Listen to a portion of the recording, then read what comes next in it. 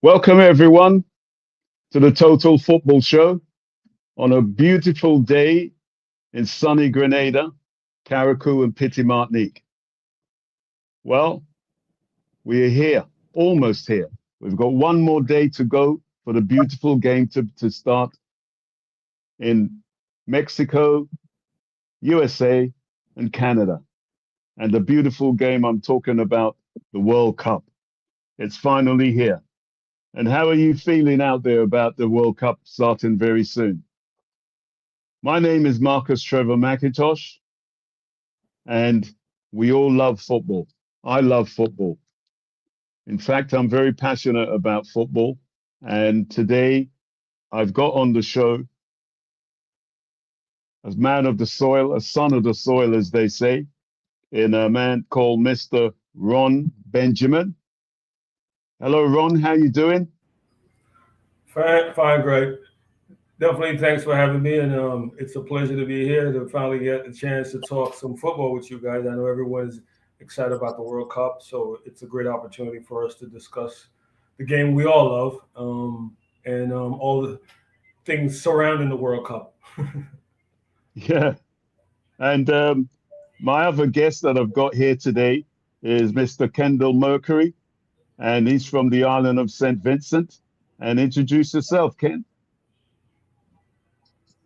Good day to everyone. My name is Kendall Mercury, as Mr. McIntosh said. I am from St. Vincent and the Grenadines, 32 Island and Keys. I'm a former senior men's national coach, senior women national coach, U20, and I'm currently the U17 men coach for St. Vincent and the Grenadines. Oh, fantastic. So let's get into the meat of it. Football, or soccer, as they call it in North America, is the world's most popular sport, and the World Cup is the most prestigious prize of them all. For the first time in the tournament, in nearly 100 years' history, it will be jointly hosted by three countries: Mexico, Canada, and the United States. The opening match will be played in Mexico City on the 11th of June, and the final is in the US state of New Jersey on the 19th of July. For anyone new to the beautiful game, here's what you're going to need to know. The World Cup is staged every 4 years. The 2026 World Cup is the largest ever, with 48 countries competing. Using world rankings, the teams have been drawn into 12 groups of 4 countries. So, history has been made, and it's about to kick off tomorrow. We'll start with Ron. What is the team that you're going to back in this World Cup? Well, historically, I've always supported Brazil. Growing up, that was the team that my father supported. So, I carried on the tradition and always support Brazil, despite whatever happens or how they look throughout the year. Yeah, Once the World Cup comes around, that is always my team. But this year is an exception. I would say there are teams that are great to look at because they play an exciting brand of football. You look at Senegal. Senegal is playing some great football with Sadio Mane and company. Um, Ivory Coast is always great to look at. Again, they're a solid team. They have some great. Most of their players are based in France. So there are teams that I like to watch. right. But in terms of supporting, traditionally, I've always supported Brazil. But again, this year, the African teams have a special place in my heart. So I'll start rooting for them a little bit deeply. I mean, even the Republic of Congo, they're an interesting team also. I mean, they made it this year throughout the trials and tribulation that they had. So I'll root for them. Then you have Ecuador. Ecuador is a solid team. I like how they play. They're very compact. They play great defensive football. They're not an exciting team to watch offensively, but they play great fundamental football. So these are the teams that I'll be keeping my eye on throughout the competition, and I'll be rooting for. Oh, fantastic. And you, Mercury? Well, traditionally, when I was younger, me and my friends, when I say friends, a footballing group that we played with, we normally go to local shop. This guy who runs the shop was like a big player, to use the local word, in football in our community. So we'll gather at his shop and we'll watch the games and cook and enjoy ourselves. And Right. we were always, most people were Brazil. So I grew up around these guys, more Brazilian fans, the senior footballers. But Yeah. then when I got into coaching, my perspective of football changed. I was no longer just a kid looking at the game and being hyped about it. So I Okay. started to look at the game from a coach's eyes. So by that time, I don't have a favorite team, not even in club soccer or football. Okay. So what I do, I use So you're the World you're Cup the one. is You know what that is. You know what that is, eh, Ron? That's nah, one of them ones. That's one of them ones who sits on the fence, eh?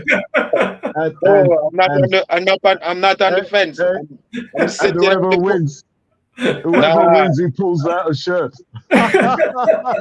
well, I know the analogy, but strangely, I don't even wear club shirts or national shirts. I Okay. don't. Okay. So World Cup for me is education. I'm going to sit, watch the games like I Yeah. did last World Cup with my book and my pad and take notes from a coaching perspective. Look at new trends. How could I Yeah. use this to do this with my team? How would I approach? So when I watch games, I watch it in a way where I am in the game as one of the coaches. So say I'm back in Brazil playing Colombia. I'm thinking, Yeah. okay, what would the Colombian coach do? And if it was I am Antolachi right now, what would I do if things are not working? So that's how I see Hey. the two games. Hey, Mercs, stick a Yes, sir. pin there. Ask Ron what country he's living in. Hey,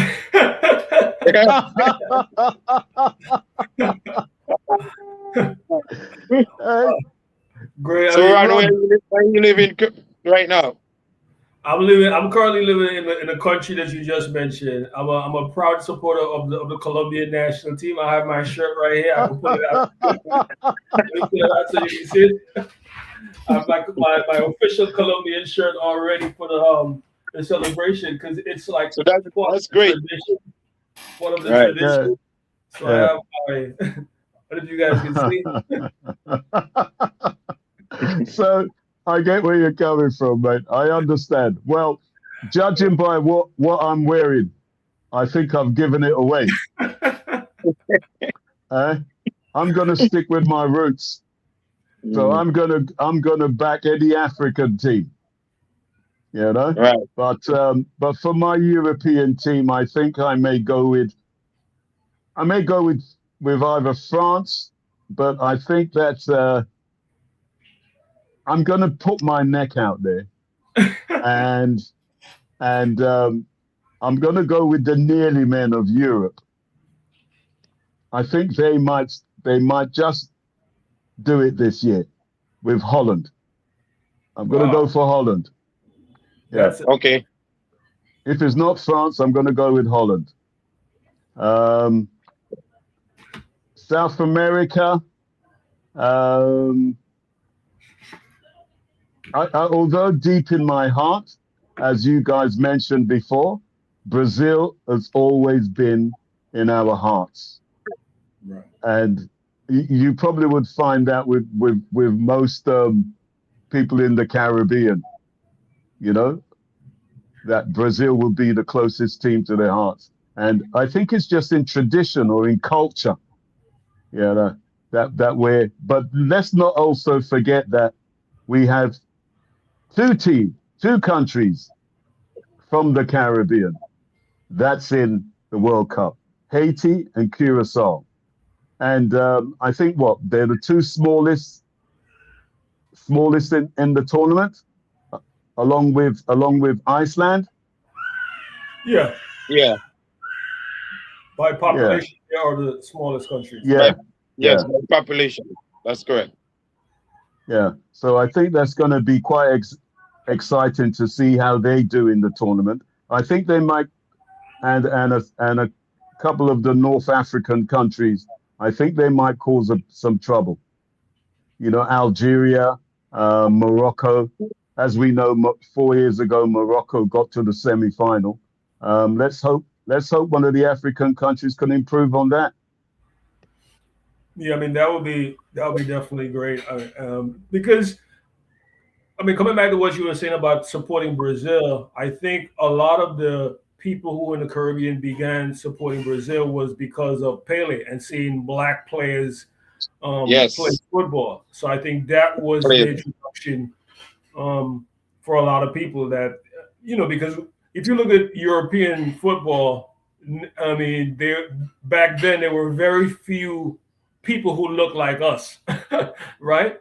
So it was a great opportunity when the World Cup come around, and you can see black people like you performing at the highest level, um, and that kind of created a movement, I think, throughout the Caribbean, where a lot of people traditionally, like I said, growing up, my father was always Brazil, talking about Socrates and Pele and all the great players that were in that 1970s squad coming up. So these are the traditions that I think most of us grew up with. Yeah, So it's man. great, Yeah, like you said, to see another African country.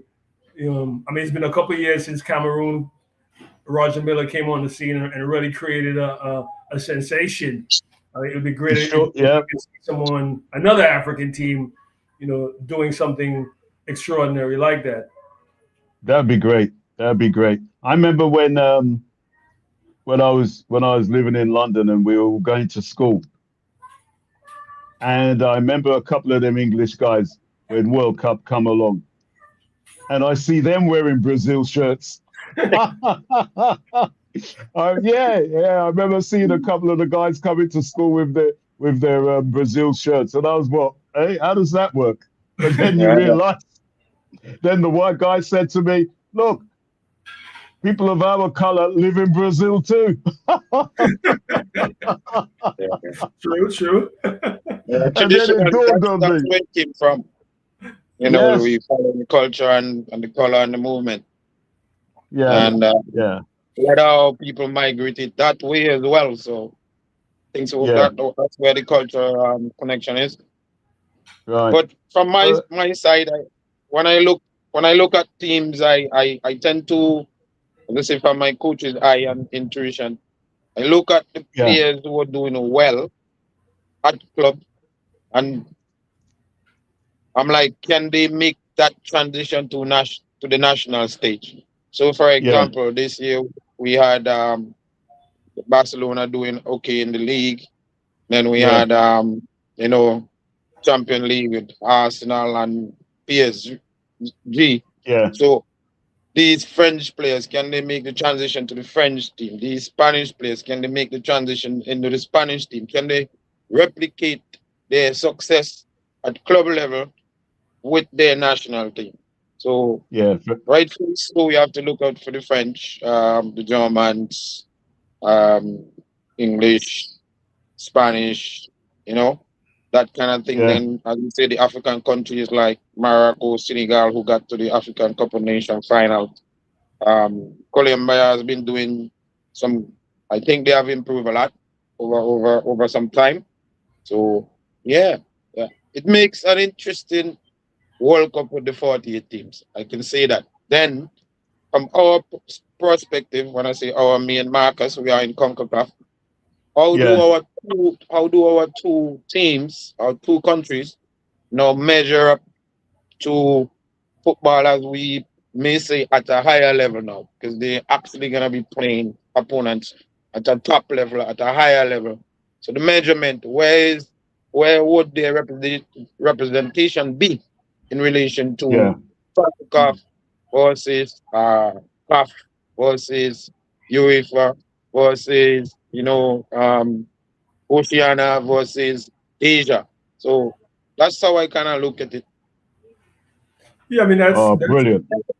super interesting, Coach. I mean, something that you mentioned earlier that I found super interesting is analyzing the player performance in the league and seeing him transition into the national squad. And can you bring that same performance? And a lot of the challenges with players when they move from club football to national team football is the number of games and the chemistry. Yes. That's the challenge. In the league, most leagues you play 38 games or more. Whereas on the national stage, you may only be together for 3 or 4 weeks here and there, and then you go back to your club or whatever it is that you're doing off football for the national team. So it's more challenging, I think, when players have to make that transition because you spend less time together as a team.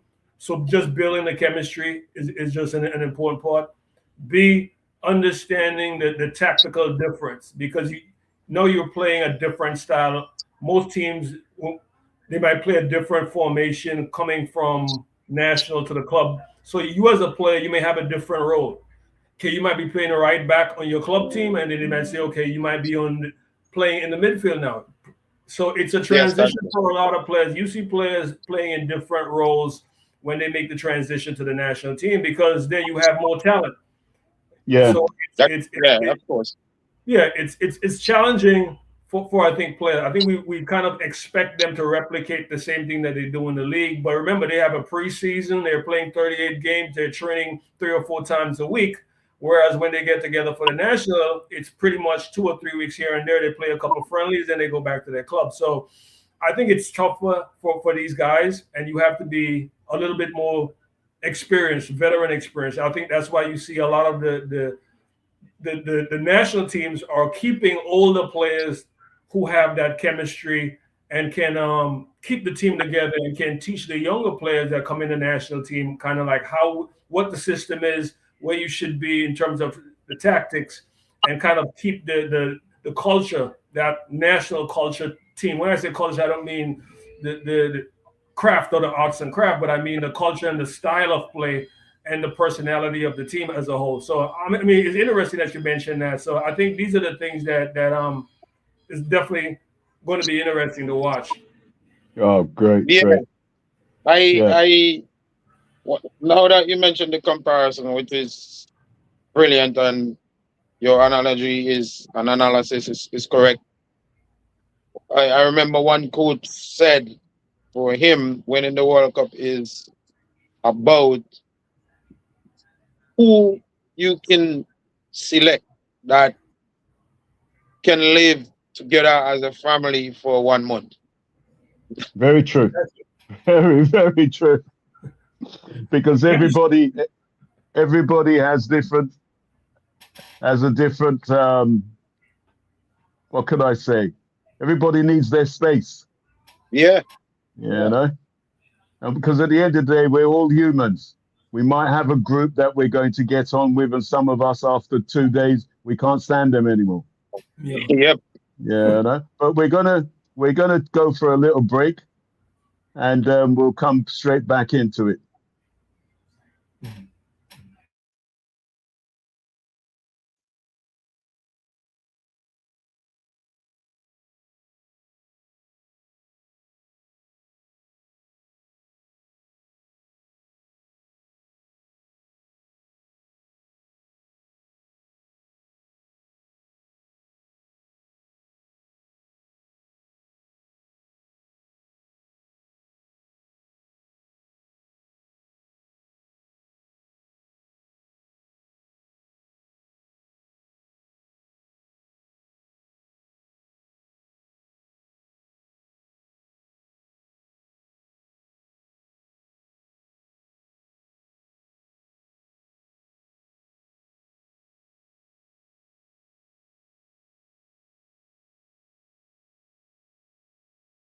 Right. Welcome back to the Total Football Show, Grenada, Carriacou, and Pity Martinique. And if you don't know where we are, it's a beautiful part of the world. But anyway, yeah, we were just discussing about who our teams were and who we think is going to win. But we've also got to realize also that this World Cup might be the last World Cup for a few of these players. And I think we know who they are, the Messis, the Ronaldos, and they, and who else? Modric. We More, could, there's probably a few. I don't know if you guys can elaborate more on who it might be the last World Cup for, but those names have been around for a long time in the world. It feels like eternity. Modric is what now? 40? yeah, I mean, He's, you have Neymar also. yeah, Neymar. Yeah, yeah, You have Kevin De yeah. Bruyne. Yep. Keep going. There is So a that's few. who I can think of just quickly off the top of my head. I mean, those are the standout names that I think most of the fans will probably know off the top. So these, I mean, yeah. So I think for the premium ones, the Ronaldos and the Messis, I think it'll be emotional for them and for the fans of Portugal and of Argentina, because this might be the last time you get to see these guys on such a grand scale, on a grand stage.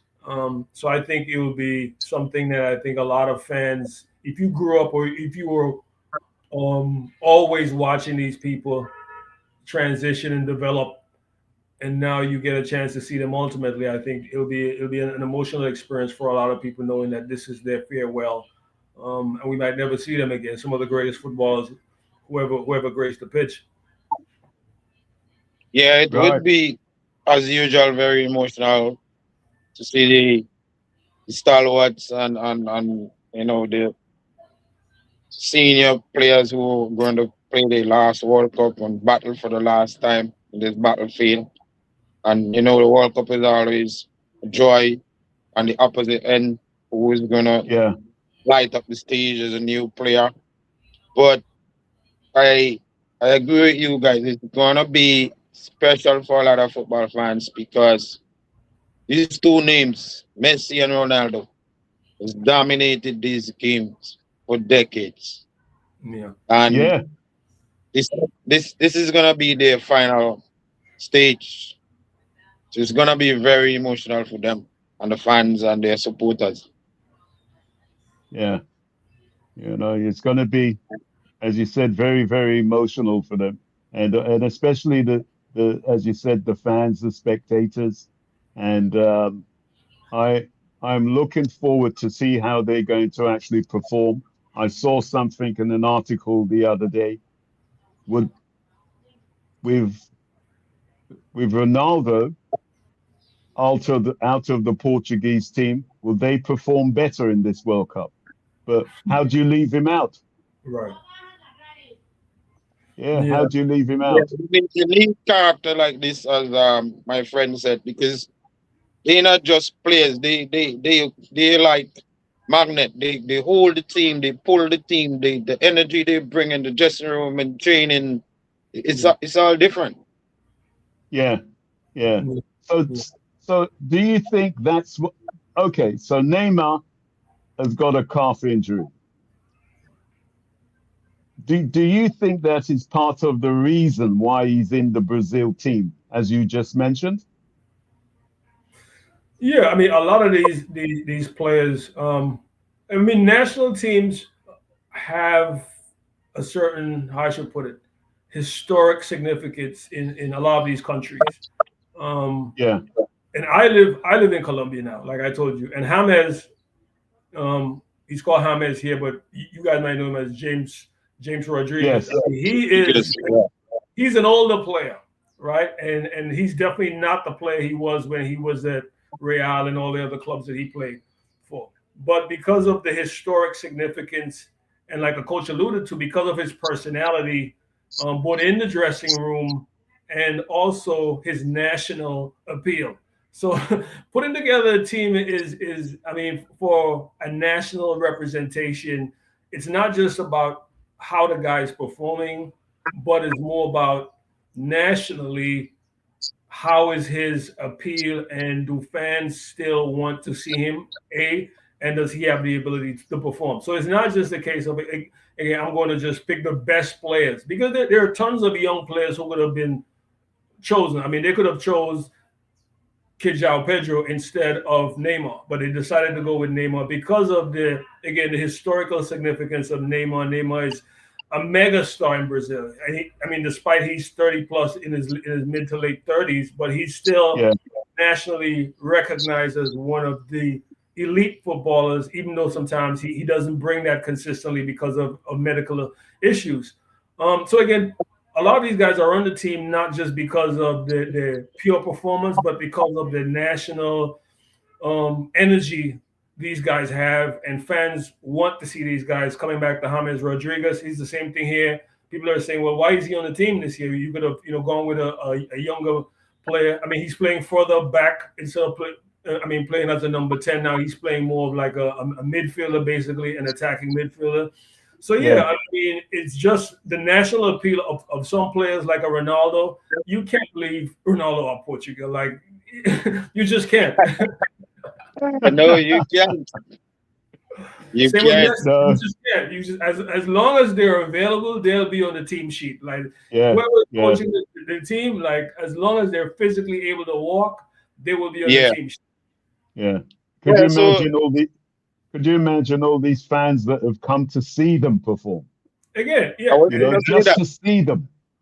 I was going to say that. I saw an example of it where Neymar stepped off of the coach, and there were people screaming and crying just to see the guy, and all he did was just wave, and they were going whole hysterical, Yeah. That's the effect. That's the effect these mega stars have. I mean, football is entertainment. I mean, we have to come back to the core of it. Sports is entertainment, and you're an entertainer, and people want to see you perform. It's like a classic singer. It doesn't matter how old you get. Once you have a couple of hit songs, you can always go on tour, and people are going to come out to see you. Yes, people are going to come out and see you. Yeah, it's come down to that where great managerial skills are and thinking, because when it put myself in Ancelotti's shoes, what would I do if Neymar is injured? Is it he's injured that bad that he's not gonna give us nothing at the tournament, or maybe he'll miss 1-2 games and then he's good? So you make that calculated.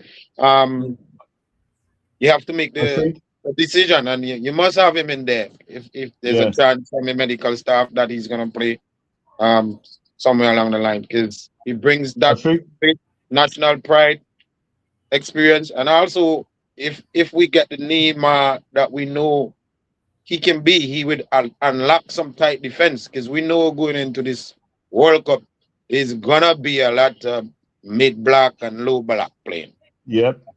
Absolutely. I think if Ancelotti get the chance, he'd probably wheel him out on a wheelchair, man. Just to keep the fans happy. yes, of course. I mean, you saw the reaction as you said at the coach when he stepped off. I saw the same thing, but I saw when the team was announced. And at the watch party. And when he said Neymar Jr. Oh my word. Even I had a smile on my face. The place just erupted into total euphoria, man. Yeah. Oh, I'm actually looking forward for the kickoff, but also we've got to also get into the point of talk about two of the teams that have come from the Caribbean. And yes, of course. When we think about those two teams, we think about a team like Haiti, for instance, and what's happening in their country, and yet to still make a World Cup. Do you know what that does for that country? With all the turbulence that is going on there, and to see their team in a World Cup, I feel the joy, Yeah. It's absolutely fantastic to see them there.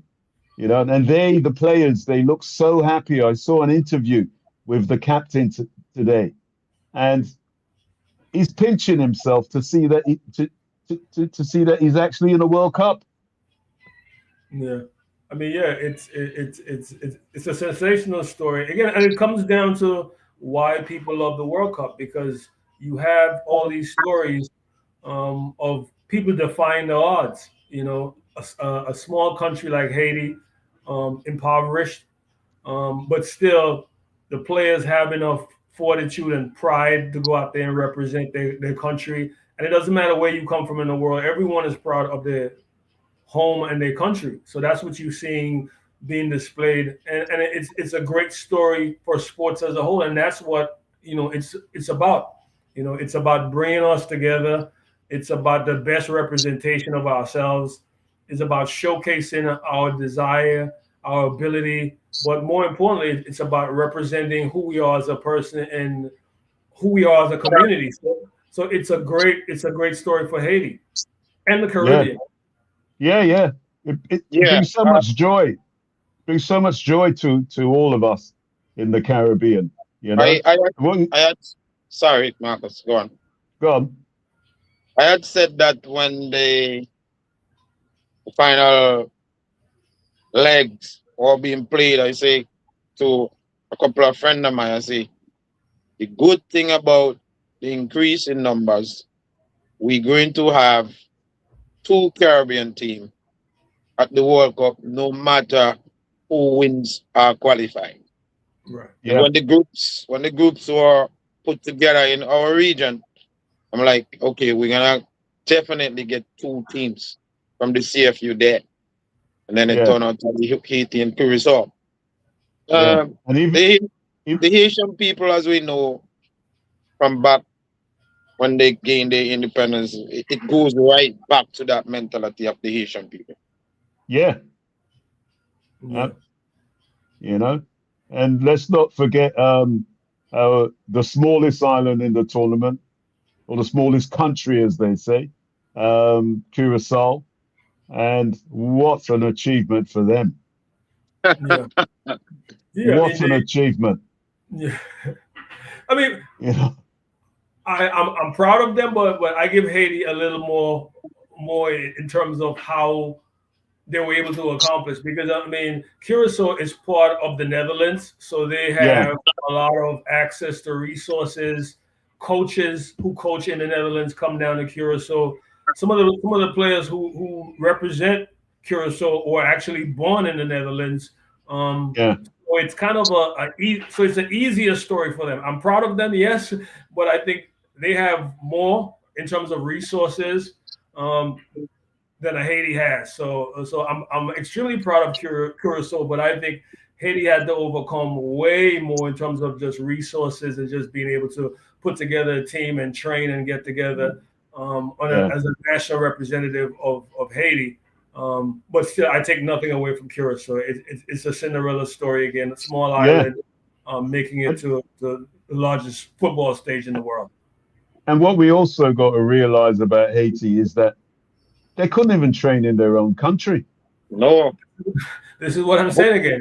home away from home. That's why he's Yeah, alluding to he give them more respect. I Yeah, he had a harder road, a way harder road yes, than of course.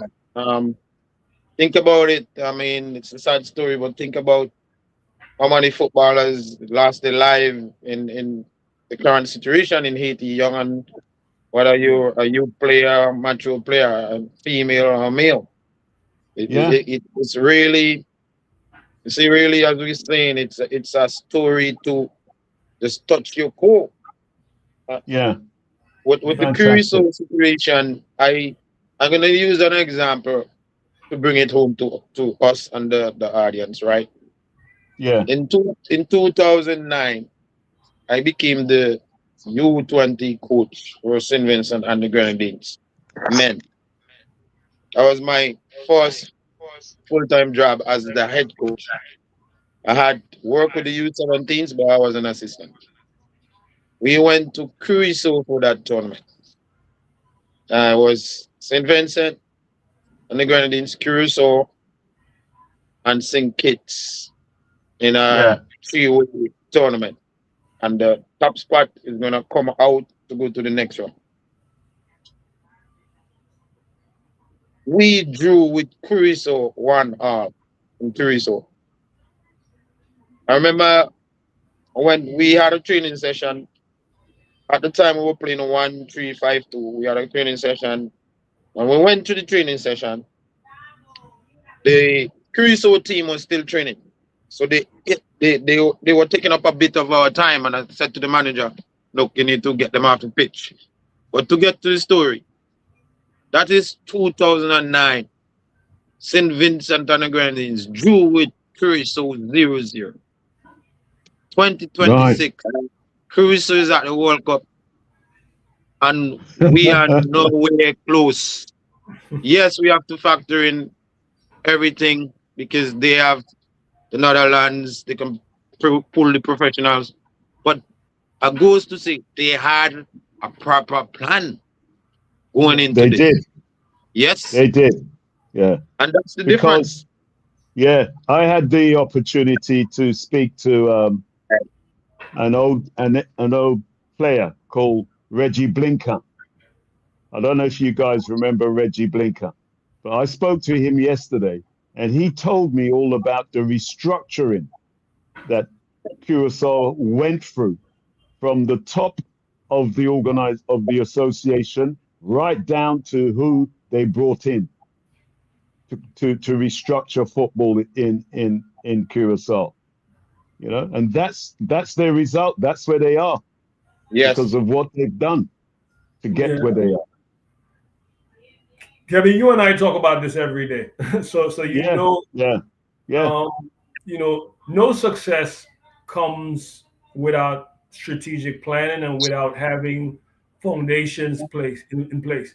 And it's not by accident when you see these results. It's because you have to have a strategic plan. Every elite football association in the world has structured annual plans of how they're trying to move forward, how they're trying to move up the FIFA rankings, how they're trying to develop youth, how they're trying to basically move consistently to develop the product that you see on the field. And I think a lot of the challenges in the smaller Caribbean is that we think that getting together every year and picking some players and training them for a couple of months and getting them ready for a tournament um, translates into development of football. That's not how it's done.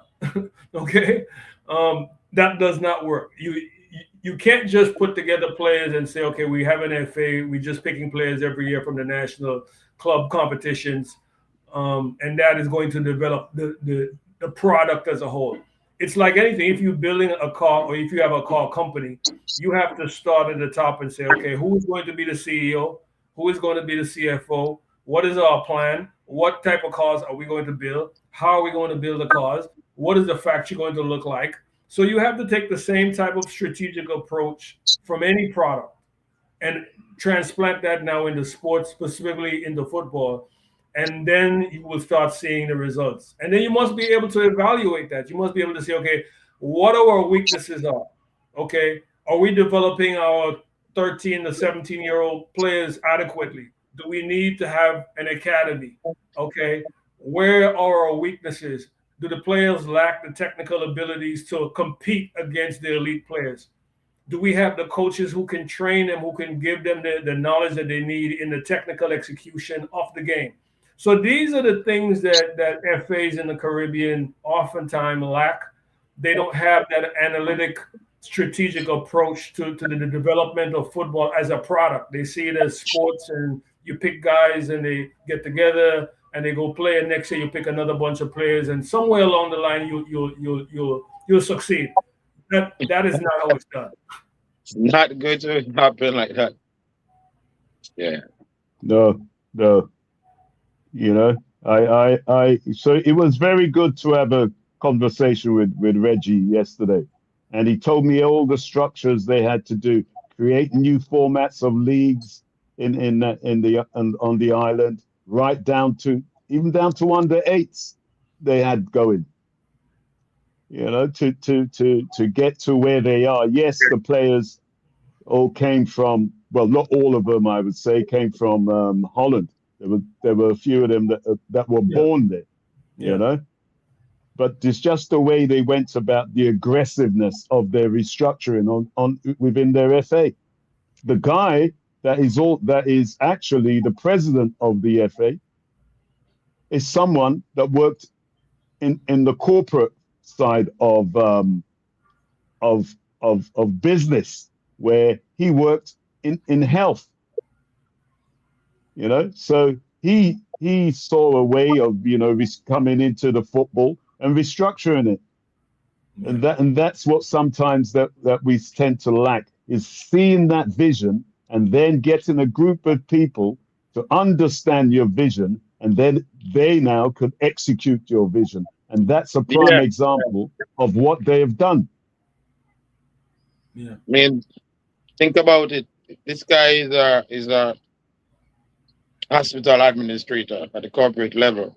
Think, Yep. just imagine what it takes to run a hospital, a busy Yeah. hospital, a big hospital, where the consequences of not so good decision, not so workable plan, and the proper people, human resources in place is death, possible death. Yep.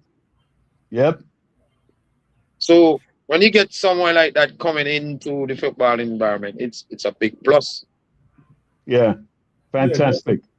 Yeah, definitely. I mean, that's the kind of mentality you have to bring into any type of FA. You need to bring people who have great human resources in terms of being able to organize people, being able to evaluate talent, being able to build systems that would develop talent. So these are the key skills that you need to build strong FAs. I think a lot of the challenge for some of the Caribbean countries is that we typically put people into FAs or sports because they were a former sportsman. Or this guy was a footballer, so we bring him into the FA. This guy was a track athlete, so we bring him to run, some type of athletic program. But what you find in most of these successful FAs and these successful football clubs on a national level, the people who are running these organizations are coming from corporate business, um, industrial backgrounds, because they need that kind of managerial experience, because you're managing people. And if you can't Yes, manage people effectively, how are you going to develop the product on the field? If you can't manage yes. coaches and evaluate which coaches are performing better and training your team better, it just Yeah, won't work. in our region, especially in the CFU region, our people around football, our affiliates have this form of a better saying, oh, he never played the game. So if you're gonna be like the president of a MA, as we are talking about somebody who have great corporate background, and like, oh, but he never played. So how you expect to be our president? So we Yeah. just don't. Some of us don't get it. Yeah. Yeah. Well, you just have to look at the majority of countries that are in that World Cup now. And that's what they've done. But anyway, we're going to take another break and come back for the last segment. And it'd be interesting. We will talk about um, what is going on in America in terms of visas and all the other stuff that's going on, with the referee that was denied entry into the World Cup.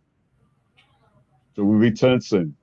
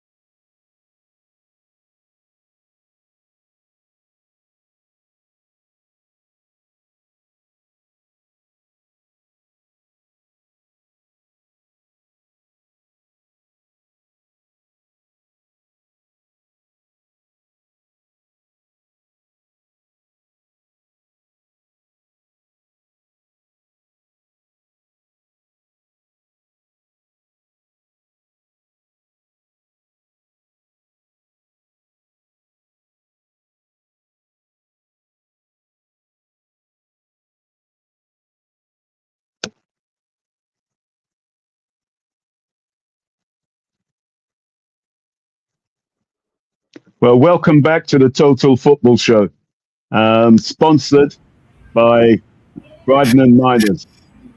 So we're back on the road again.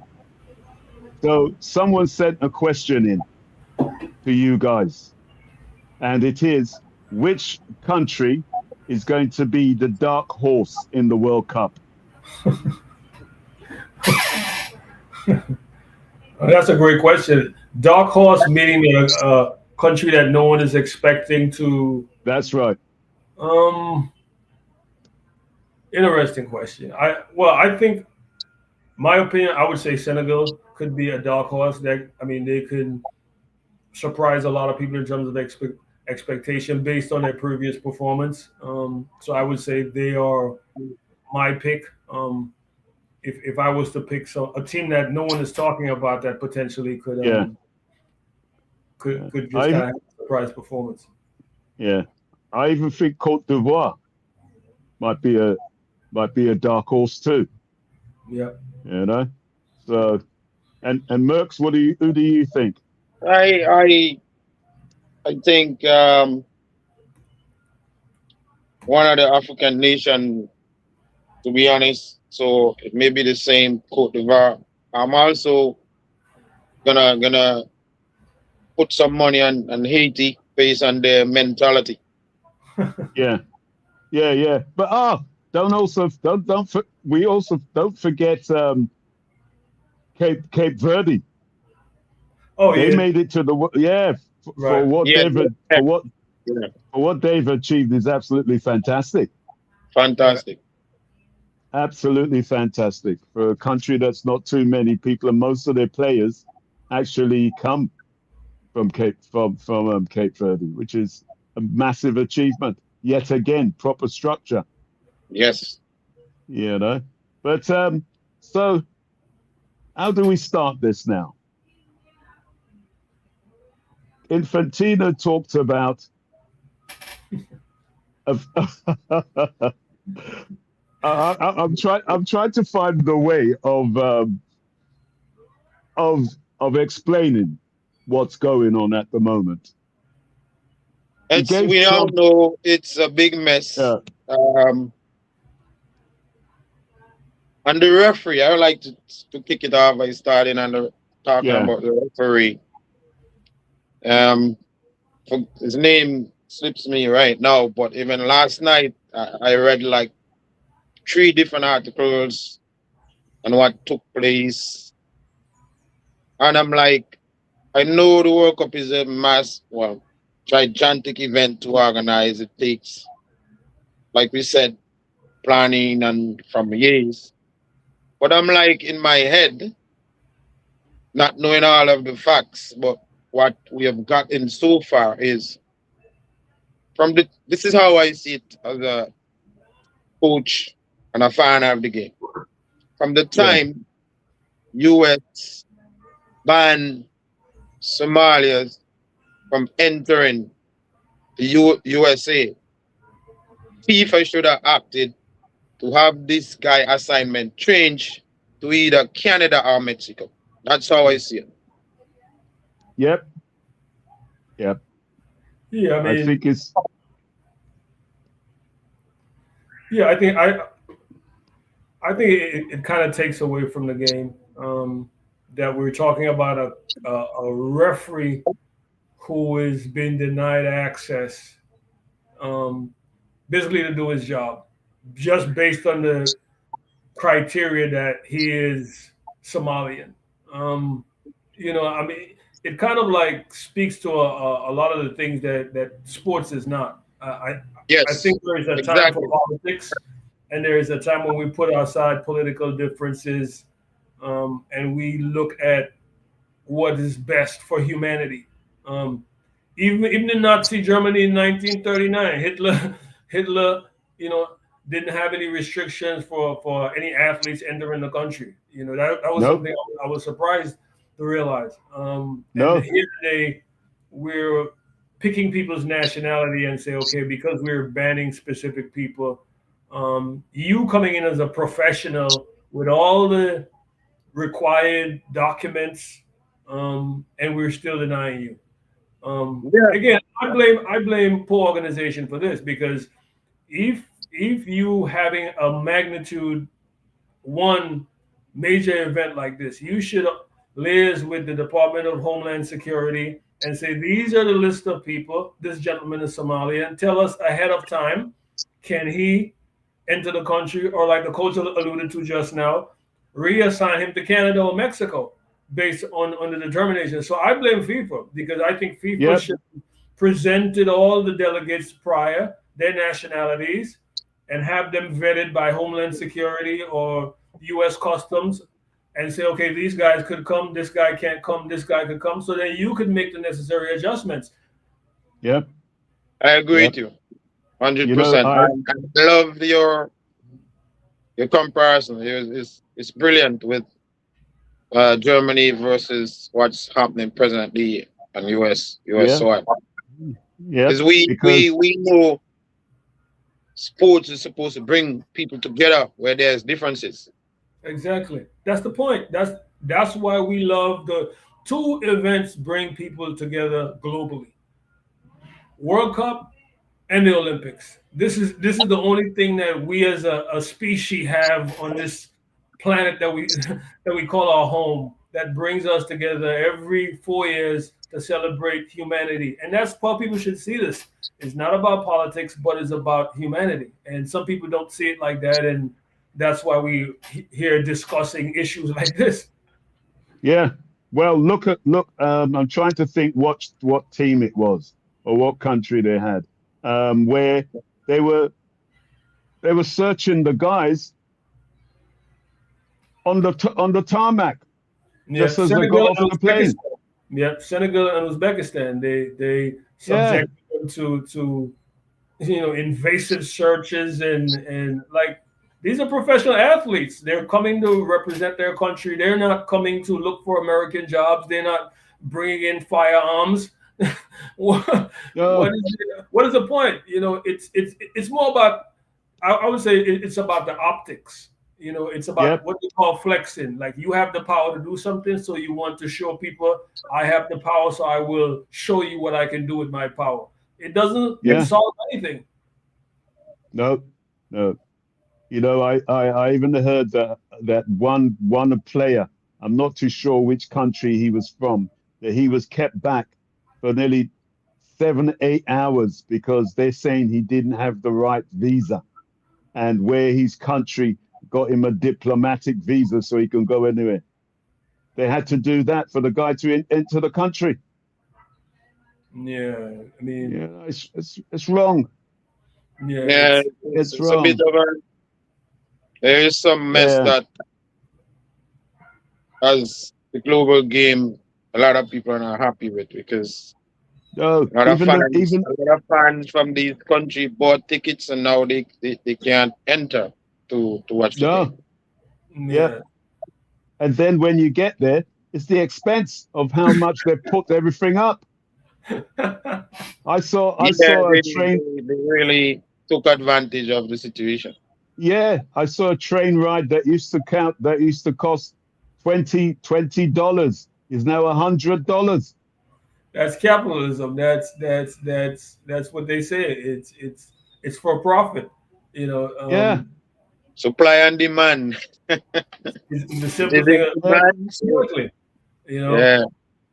Because I don't understand that same train ride from New Jersey from New York to New Jersey, where the actual stadium is. Normally, that's about $12 or $13 ride one way, but they claim due to the increased demand and people, and it's going to be crowded and sporting event, and they need extra security, and they came up with a bunch of justifications why that now has to be $125. The same ride that was $13 is now $125 because they claim they need additional resources to service the same route. But who do you think should pay for that? Well, these are all the things that when you decide to host a major event these are the things that must be discussed.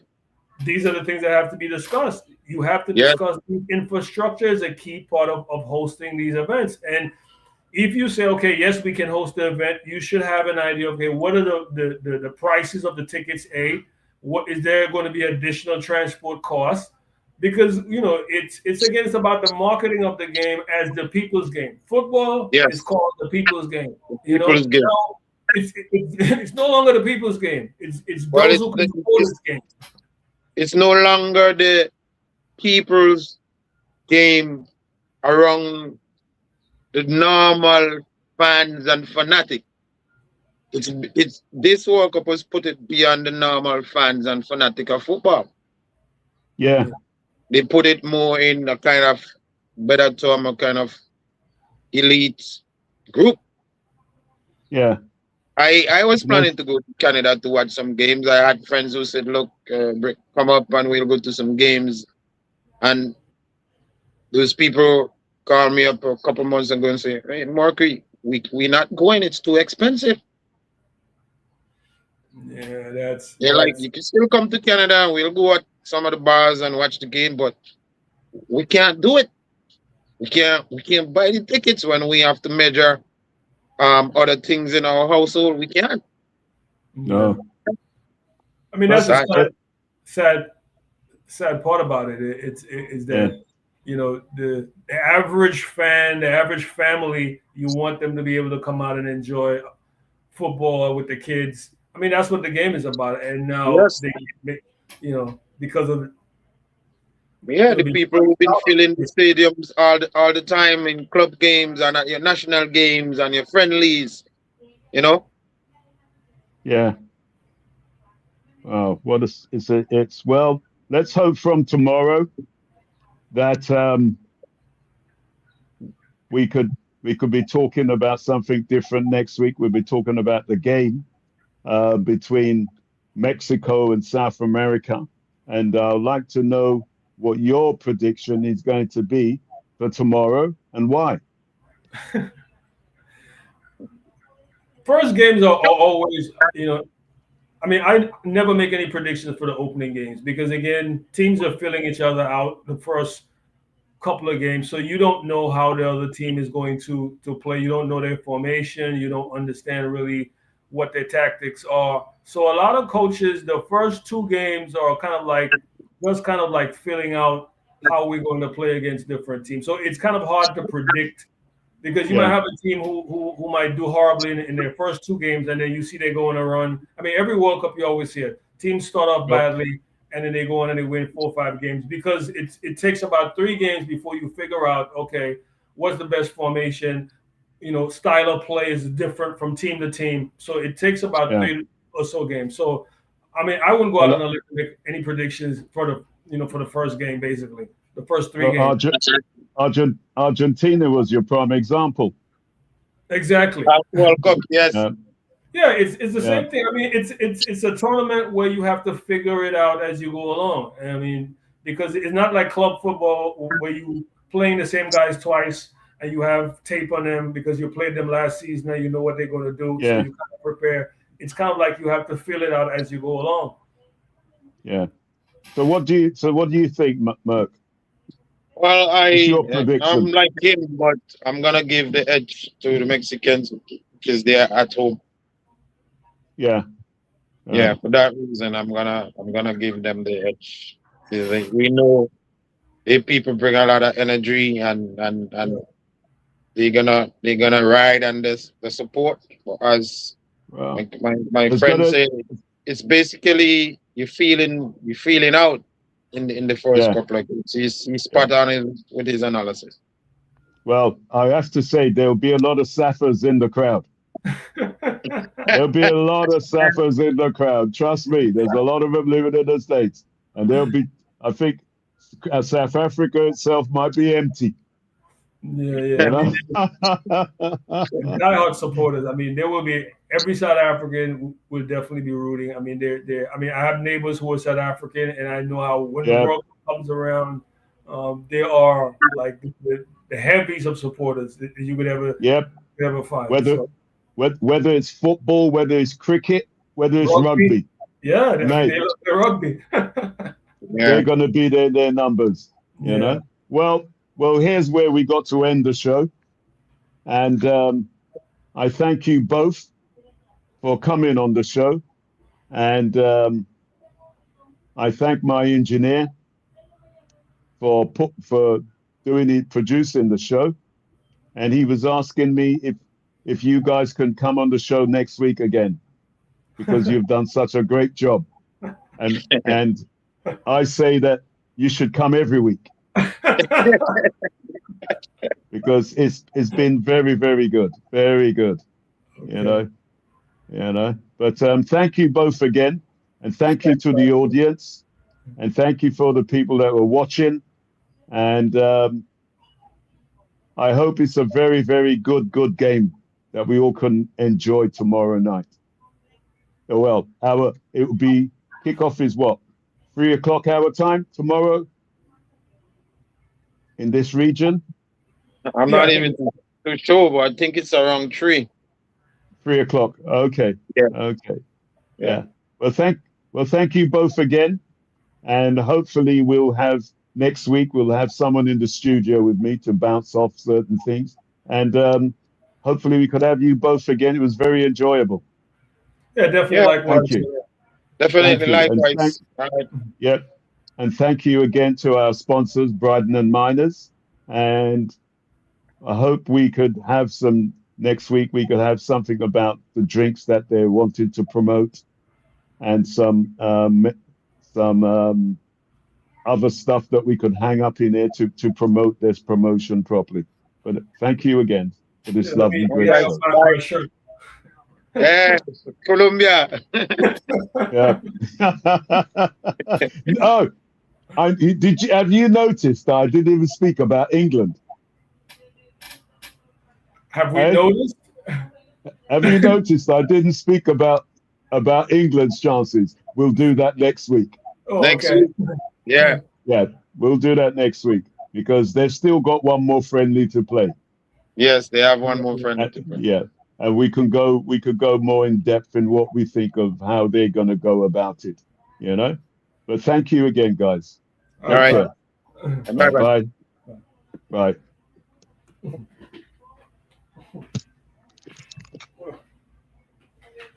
That was cool. It was